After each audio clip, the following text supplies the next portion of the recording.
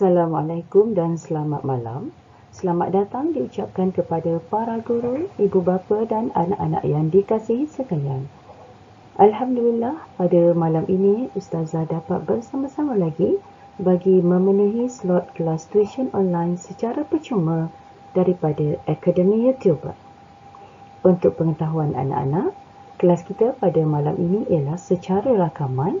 Namun begitu, Ustazah mengharapkan anak-anak dapat mengikuti apa yang akan disampaikan oleh Ustazah pada malam ini. Jika ada yang tidak difahami, anak-anak boleh menaik pada ruangan komen. InsyaAllah Ustazah akan menjawab segala pertanyaan daripada anak-anak.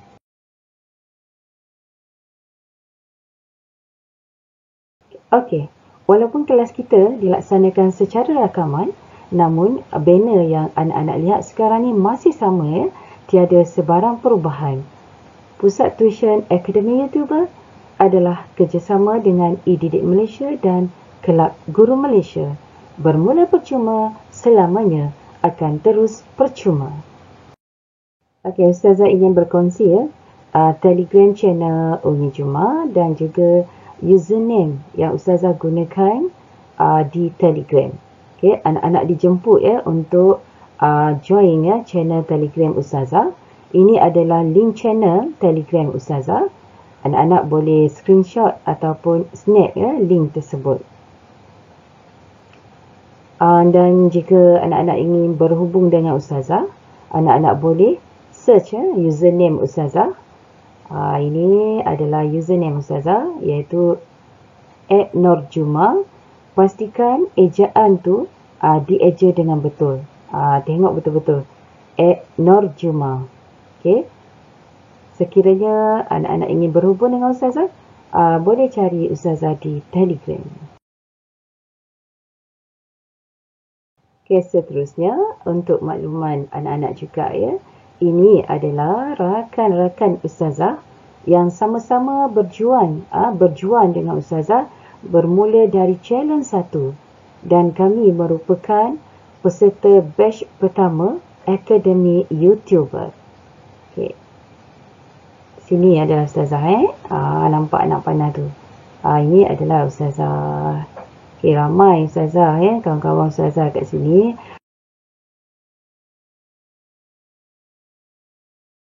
Kita mulakan kelas kita dengan bacaan doa. Semoga apa yang akan Ustazah sampaikan dapat difahami dan diingati oleh anak-anak. Kita lihat dahulu doa sebelum belajar.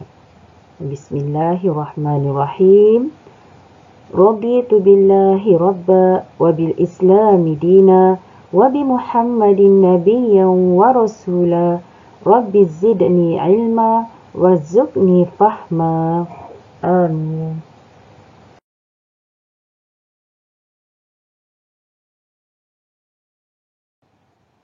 Okey, seterusnya Ustazah nak anak-anak taipkan pada ruangan chat apakah gambar-gambar yang anak-anak nampak. Jika ada yang sedang bersama dengan Ustazah sekarang lah. Okey, Ustazah akan tunjukkan gambar tersebut satu persatu. Okey, gambar pertama. Gambar kedua. Gambar ketiga. Gambar keempat dan gambar kelima. Ustazah percaya anak-anak semua tahu dan mengenali gambar-gambar tersebut. Ustazah sebutkan bermula daripada gambar yang pertama. Mungkin ada anak-anak yang sedang bersama dengan Ustazah pada hari ini ataupun pada malam ini dan ada yang menulis pada ruangan chat. Ustazah percaya semua mengenali gambar-gambar yang Ustazah tunjukkan. So Ustazah sebutkan bermula daripada gambar yang pertama, iaitu yang pertama tadi ialah unta.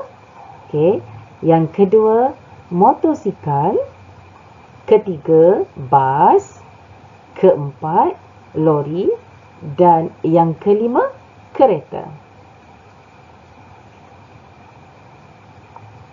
Okey, Ustazah mengharapkan jawapan yang anak-anak tulis pada ruangan chat Betul, sama seperti yang Ustazah sebutkan sebentar tadi.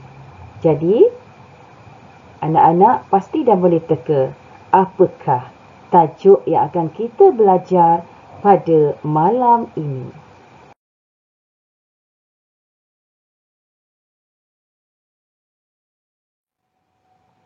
Tajuk yang akan kita pelajari pada malam ini ialah hargai nikmat kenderaan.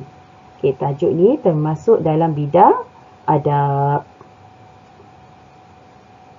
Untuk pengetahuan murid-murid, kenderaan merupakan alat yang penting dalam kehidupan kita untuk memudahkan kita bergerak dari satu destinasi ke satu destinasi yang lain. Sama ada tempat yang kita nak pergi tu jauh ataupun dekat, kita memerlukan kenderaan untuk bergerak. Namun, tak semua dalam kalangan kita ni mampu memiliki kenderaan sendiri. Oleh itu, pengangkutan awamlah seperti teksi dan bas akan menjadi pengangkutan utama mereka.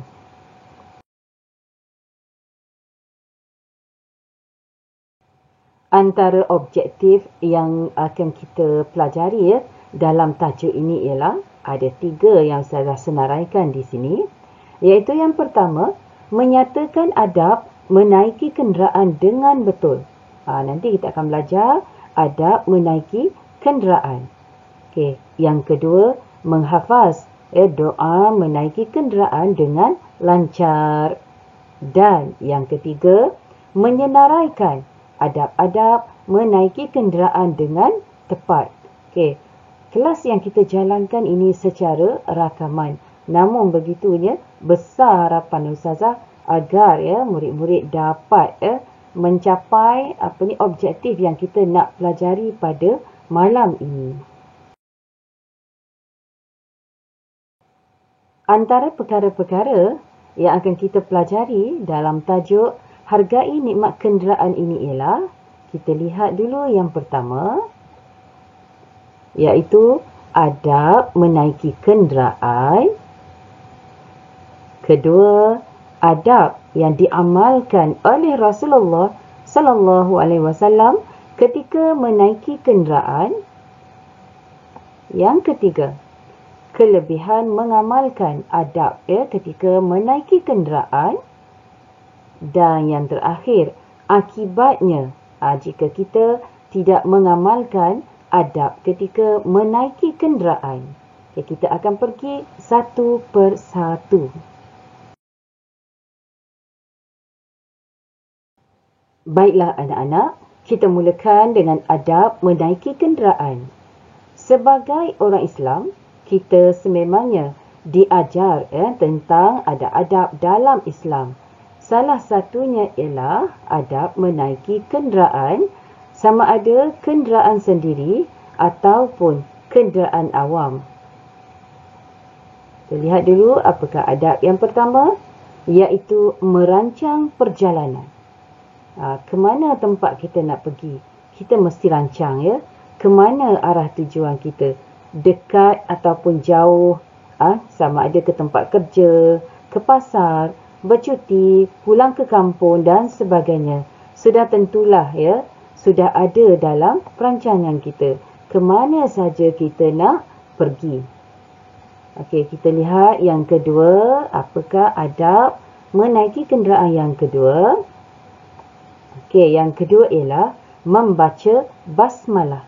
Membaca basmalah. Mungkin anak-anak dah tahu apa itu bacaan basmalah. Kerana dalam kelas Ustazah yang sebelum ni, Ustazah pernah sebut tentang bacaan basmalah. Mungkin dah ada dalam pengetahuan murid-murid apakah itu bacaan basmalah. Okey, untuk pengetahuan murid-murid, bacaan basmalah itu ialah Bismillahirrahmanirrahim. Bermaksud, dengan nama Allah yang Maha Pemurah lagi Maha Penyayang.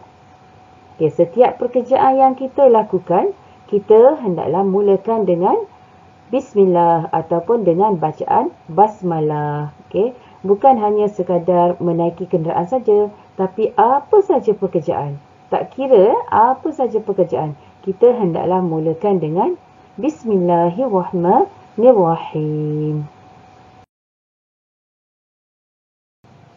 Kita lihat pula adab yang ketiga, iaitu memulakan langkah dengan kaki kanan.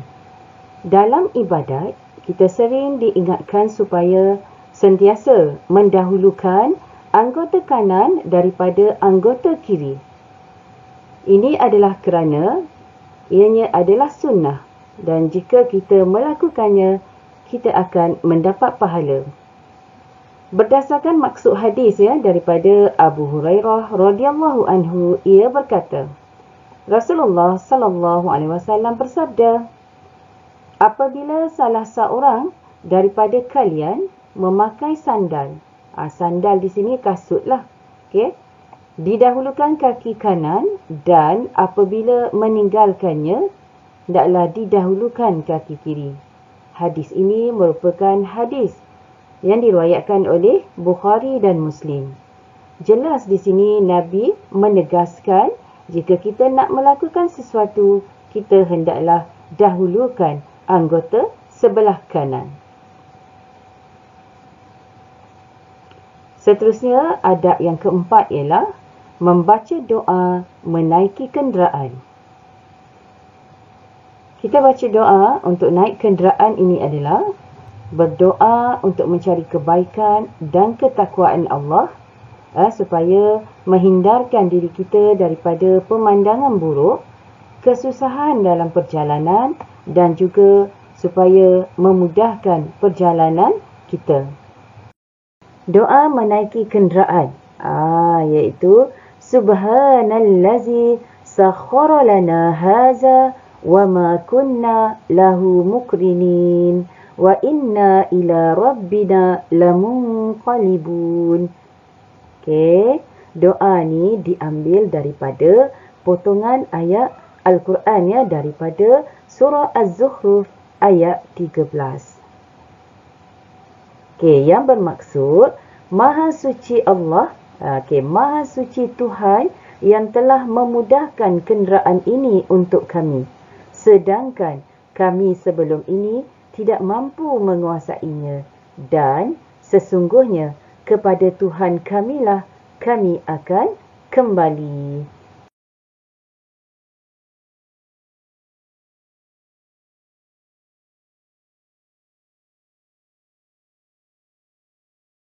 Terusnya ialah berdisiplin dan berhati-hati. Ketika berada di jalan raya, disiplin amat penting kerana faktor utama berlakunya kemalangan semasa menggunakan kenderaan ketika di jalan raya ialah tidak berdisiplin dan cuai, seperti tidak menghormati pengguna lain dan mementingkan diri sendiri. Kita sebagai pengguna haruslah berhati-hati supaya perkara yang tidak diingini dapat kita elakkan. Seterusnya, adab yang seterusnya ialah hormat, menghormati dan memberikan keutamaan kepada orang yang memerlukan. Orang yang memerlukan di sini, apa yang kita nak tahu, golongan muda digalakkan mengutamakan golongan warga emas. Yang ni yang dikatakan orang yang memerlukan. Golongan warga emas, wanita hamil, orang yang kurang upaya seperti orang OKU dan anak-anak kecil, dengan memberikan mereka tempat duduk di dalam mana-mana kenderaan awam seperti bas dan sebagainya.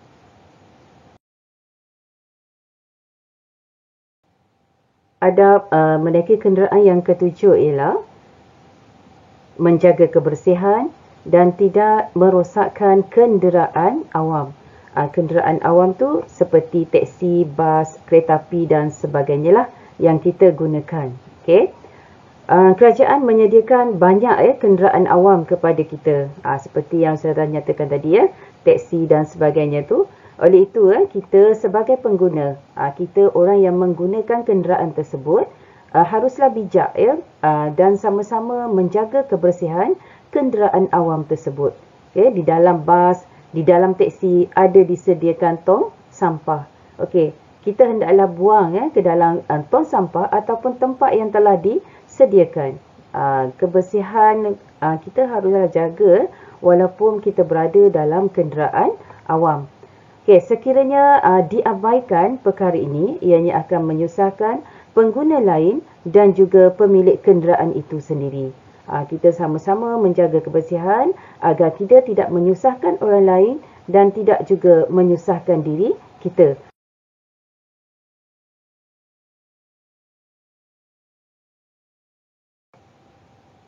Okey, dan seterusnya adab menaiki kenderaan yang terakhir, iaitu tidak berebut-rebut semasa menaiki kenderaan. Ini fenomena yang kita biasa tengok mana-mana tempat perhentian bas ke, di stesen bas ke, stesen teksi ke. Okey, ini adalah kerana kejadian seperti berebut-rebut tadi tu boleh menyebabkan kita terjatuh, tertolak antara satu sama lain dan sebagainya.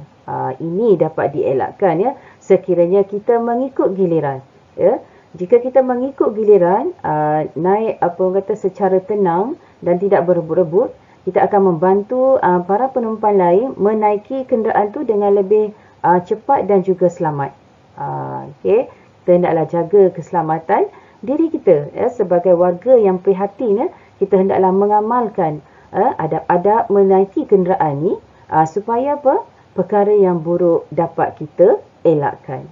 Ingat, jangan buat perkara yang boleh menyusahkan orang lain dan juga diri kita sendiri.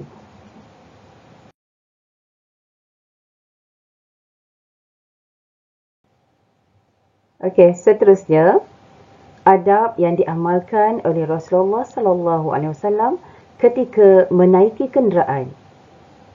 Saya nak tahu, masihkah anak-anak ingat apakah kenderaan yang digunakan oleh Rasulullah sallallahu alaihi wasallam pada zaman Rasulullah dahulu? Kalau zaman kita ada banyak ada pelbagai jenis kenderaan. Ada lori kan? Ada lori, bas, kereta api, apa lagi? Teksi kan, kereta, motosikal, basikal dan sebagainya.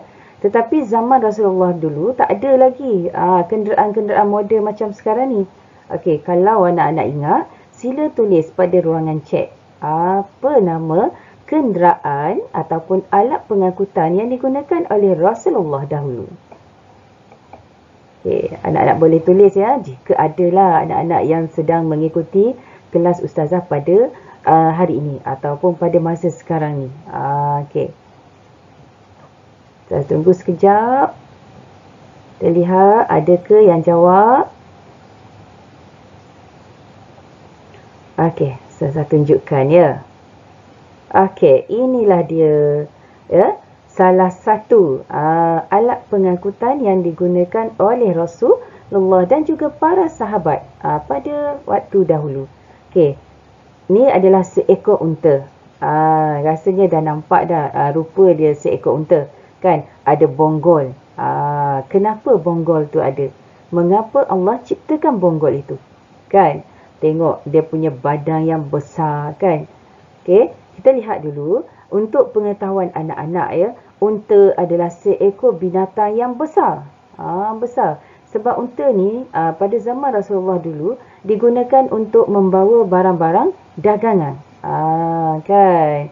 Kalau kamu pernah tengok kan, bawa barang-barang diletakkan di atas unta kerana unta ni seekor binatang yang sangat lasak. Okey, dan mampu bertahan hingga 5 hari tanpa makan dan minum. Di zaman Rasulullah dulu di kawasan di tempat Rasulullah tu merupakan kawasan padang pasir. Bukan kecil luas, padang pasir yang sangat luas seluas mata memandang. Bayangkan, bukan seperti tempat kita ni yang banyak pokok-pokok menghijau tak ada. So perjalanan di padang pasir tersebut sangat mencabar. Mesti membawa bekalan, minuman dan makanan yang mencukupi. Kerana untuk sampai ke satu-satu tempat ataupun destinasi memerlukan masa yang sangat lama. Biasanya pemilik-pemilik barangan berjalan kaki, unta yang membawa barang dagangan tersebut. Okey, sebab itulah Allah menciptakan unta ni tempatnya di padang pasir, kerana dia mampu bertahan selama 5 hari tanpa makan dan minum. Kalau kita apa jadi agaknya kalau kita tersesat di padang pasir dan tidak ada bekalan minuman pada kita. Cuba bayangkan. Kan? Okey.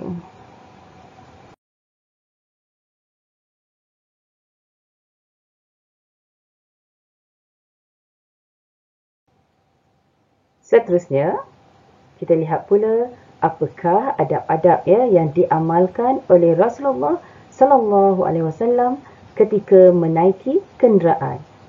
Tadi yang Ustazah ceritakan sebelum ni adalah adab ketika menaiki kenderaan yang kita amalkanlah. Okey, kita lihat pula amalan Rasulullah. Apakah amalan Rasulullah ketika Rasulullah nak naik kenderaan? Okey, ingat kenderaan Rasulullah apa dia? Ustazah dah bagi tahu. Okey. Semasa menaiki kenderaan. Maksudnya semasa nak menaiki ataupun semasa Nabi nak menunggang unta tersebut ya. Kalau unta lah, kalau kedai lah. Apa yang Nabi buat ialah Nabi membaca basmalah sebanyak 3 kali. Ingat lagi apa itu bacaan basmalah? Iaitu Bismillahirrahmanirrahim.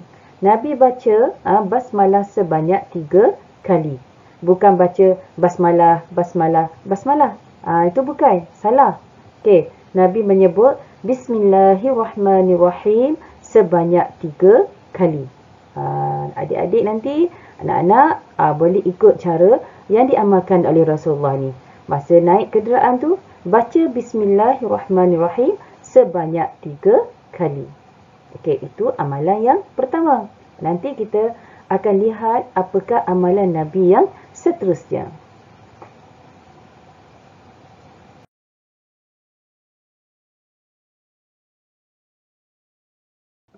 Kita lihat pula amalan yang dilakukan oleh Rasulullah yang kedua. Apakah dia amalan yang Rasulullah lakukan? Amalan yang keduanya ialah ketika berada di dalam kenderaan. Masa naik kenderaan, Nabi baca basmalah 3 kali. Sekarang ni, ketika berada dalam kenderaan. Maksudnya, tengah menunggang lah. Tengah menunggang unta. Apa yang Nabi buat? Nabi menyebut Alhamdulillah. Ucapan Alhamdulillah ni juga dibaca selepas kita biasanya selesai makan, kita dah kenyang kan, kita ucap Alhamdulillah, kenyang.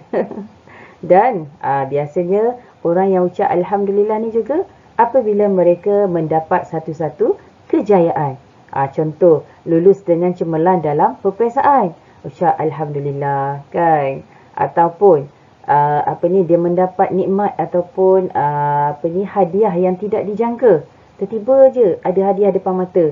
Juga dia ucap Alhamdulillah. Okey, segala benda yang kita dapat, ganjaran ke kan, contoh gaji naik ke, dapat bonus ke kan, kamu dapat duit raya banyak ke, ni kan bulan puasa, tak lama kita nak raya. Okey, segala yang kita dapat tu jangan lupa ucapkan Alhamdulillah.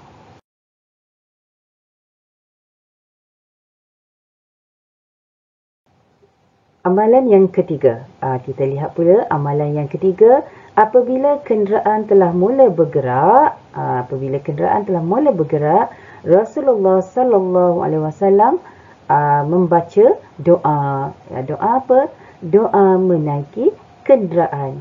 Ingat lagi di awal kita belajar, Ustazah dah baca doa menaiki kenderaan. Doanya adalah doa yang sama. Okey, kita lihat apakah doanya.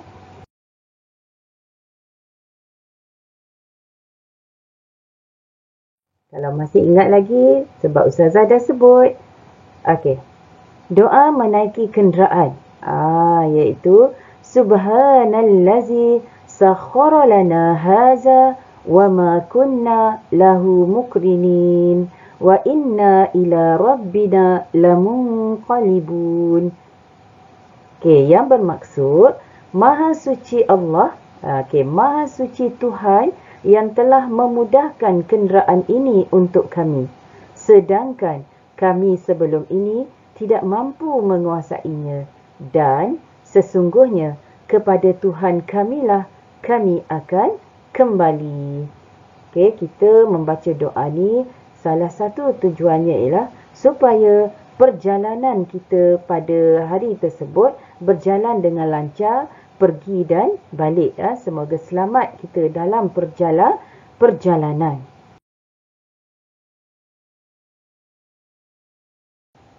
Amalan Rasulullah sallallahu alaihi wasallam yang keempat. Okey, kita lihat, iaitu kemudian Rasulullah sallallahu alaihi wasallam menyebut kalimah. Okey, kalimah apa?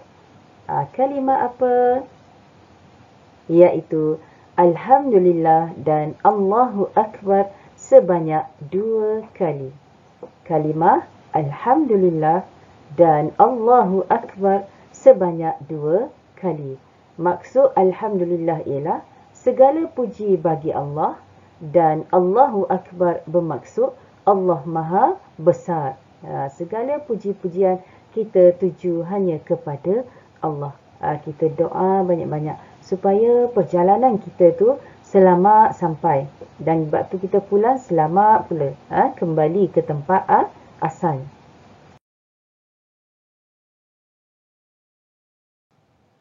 Seterusnya ya, amalan Rasulullah yang terakhir. Yang ini penting. Kenapa penting? Kita tengok ya, kenapa ianya penting. Rasulullah sentiasa memastikan haiwan tunggangan baginda dalam keadaan sihat, ya, tidak lapar, dahaga dan tidak terlalu penat. Penting kan?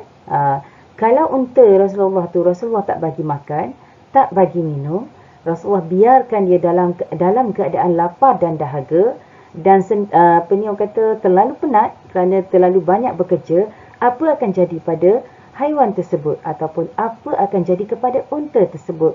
Sudah tentu unta itu akan mati ataupun akan jatuh sakit. Sebab itu Rasulullah mengutamakan kepentingan ataupun kebajikan unta tersebut. Rasulullah menjaga unta tersebut ataupun haiwan tunggangannya dengan baik, supaya haiwan tersebut dapat berkhidmat kepada baginda, juga memberikan perkhidmatan yang terbaik. Sebagaimana yang kita tahu, Rasulullah sallallahu alaihi wasallam haiwan tunggangannya ialah unta. Rasulullah telah bagi dia makan, dia minum, jaga dengan baik. Kalau kita, alat pengangkutan kita ataupun kenderaan yang kita gunakan juga hendaklah dijaga dengan baik. Kerana kereta tersebut ataupun kenderaan tersebutlah yang akan membawa kita ke tempat yang kita nak tuju. Jika kita tak jaga dengan baik, kenderaan kita mungkin tak mampu bawa kita dengan selamat ke tempat yang nak kita pergi tu. Okey, jadi kereta juga kita perlu servis, kita perlu isi minyak, kita perlu bagi dia rehat jika kita melakukan perjalanan yang terlampau jauh. Jadi, kelebihan mengamalkan adab menaiki kenderaan. Kita masuk kepada kelebihan. Jika kita amalkan semua yang telah Ustazah sebutkan, apa kelebihan yang akan kita dapat? Okey, mungkin anak-anak boleh teka, kan? Okey, kita lihat yang pertama. Okey, yang pertama ini yang paling penting sekali. Jika kita amalkan segala adab-adab menaiki kenderaan, iaitu kita akan disayangi Allah dan juga disayangi oleh Rasulullah. Jika kita nak Allah sayang pada kita, jika kita nak Rasulullah sayang kepada kita, kita mestilah terlebih dahulu sayang kepada Allah dan Rasulullah. Okey, buat perkara yang disuruh, tinggalkan perkara yang dilarang. Okey, dan kita juga hendaklah melaksanakan ataupun mengamalkan segala sunnah yang telah diamalkan oleh Rasulullah. Jika kita nak Allah dan Rasulullah sayang kepada kita. Yang kedua, jika kita amalkannya, kita akan selamat tiba ke destinasi kita tu dan melancarkan perjalanan. Kita selamat tiba. Ke mana kita nak pergi? Kalau kata nak balik kampung, kita akan selamat sampai ke kampung, insya-Allah ya, dengan izin Allah. Dan perjalanan kita juga lancar kerana kita telah melakukan ataupun melaksanakan amalan-amalan ataupun adab-adab menaiki kenderaan. Okey, itu adalah kelebihannya. Kita lihat pula apakah kelebihan mengamalkan adab menaiki kenderaan yang lain pula. Okey, iaitu disenangi orang di sekeliling. Siapa orang sekeliling kita? Jika kita sedang memandu ataupun menaiki kenderaan, sudah tentulah pemilik-pemilik kenderaan yang lain yang sama-sama berada di jalan raya bersama dengan kita. Jadi apa yang kita perlu buat ialah kita hendaklah berhati-hati ketika memandu ya. Yang kedua, menanam rasa prihatin dan toleransi. Macam mana kita nak tanam rasa prihatin? Itu dengan cara kita mengamalkan adab menaiki kenderaan. Kita hendaklah berdisiplin ketika berada di jalan raya. Kita hendaklah hormat kepada pemandu-pemandu yang lain. Terutamanya kenderaan-kenderaan yang kecil seperti motosikal dan sebagainya. Seterusnya kita lihat pula apakah akibatnya jika kita tidak mengamalkan adab ketika menaiki kenderaan. Okey, yang pertama menyebabkan kesesakan lalu lintas. Kedua, menyusahkan orang lain ataupun pengguna lain. Dan yang ketiga, menyebabkan kemalangan. Ketiga-tiga perkara ni menyebabkan kesesakan lalu lintas, menyusahkan orang lain, boleh menyebabkan kemalangan. Semuanya ini berkait dengan sikap kita ataupun cara pemanduan kita. Mungkin kita tidak berdisiplin ketika berada di jalan raya ataupun kita tidak menghormati kepada pemandu-pemandu yang lain. So, semuanya itu akan menyebabkan berlakunya kesesakan, kemalangan dan sebagainya.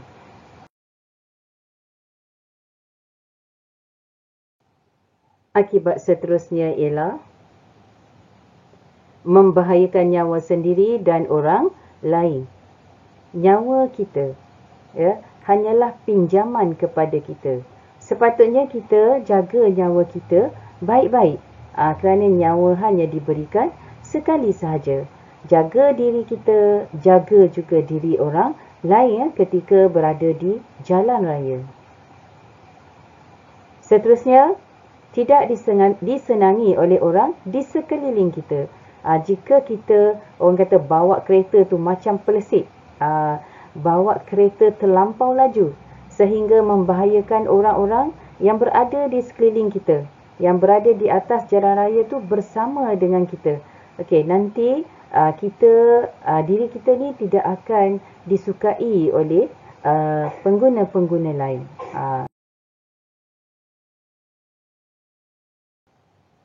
Dan yang terakhir dalam tajuk ni iaitu hikmah beradab ketika menaiki kenderaan.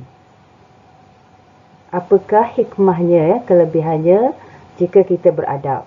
Itu dapat melancarkan perjalanan dan dapat mengelakkan daripada berlakunya kemalangan. Pilihan di tangan kita. Kita yang menentukan arah perjalanan kita.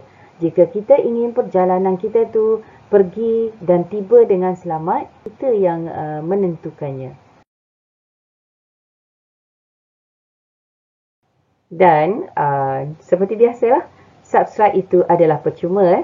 Sekiranya anak-anak dan para penonton belum lagi subscribe channel Ustazah, nampak kat situ dekat skrin tu, itu adalah channel Ustazah. Pastikan anak-anak ataupun rakan-rakan sila tekan button subscribe yang berwarna merah di bawah tu. Kat bawah tu, kalau tutup ruangan live chat, ada tertulis subscribe yang berwarna merah. Nampak tu subscribe tu yang berwarna merah. Dan sekiranya belum lagi subscribe, sila subscribe lah channel Ustazah ni. supaya anak-anak tidak terlepas segala perkongsian daripada ustazah. Contoh seperti kelas sekarang lah. Jika anak-anak subscribe, sudah tentu anak-anak akan mendapat notification daripada channel ustazah. Okay, pastikan tukarkannya kepada warna kelabu.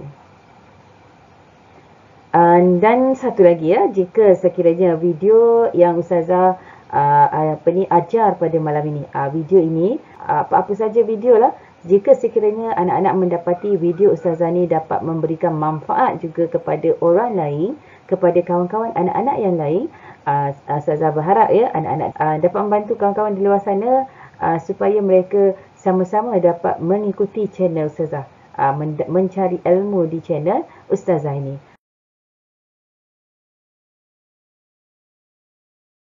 Sila layari portal rasmi Akademi YouTuber di laman sesawang www.akademiyoutuber.com untuk mendapatkan informasi yang terkini mengenai Akademi YouTuber.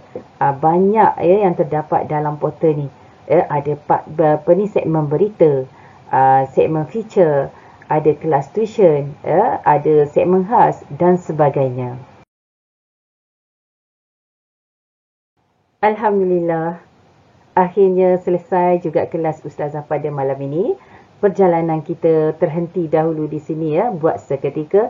Ustazah mengharapkan segala perkongsian dapat dimanfaatkan sebaik-baiknya serta dapat mengamalkannya supaya anak-anak dapat amalkan, ikut apa yang ustazah ajar pada malam ini dalam kehidupan anak-anak.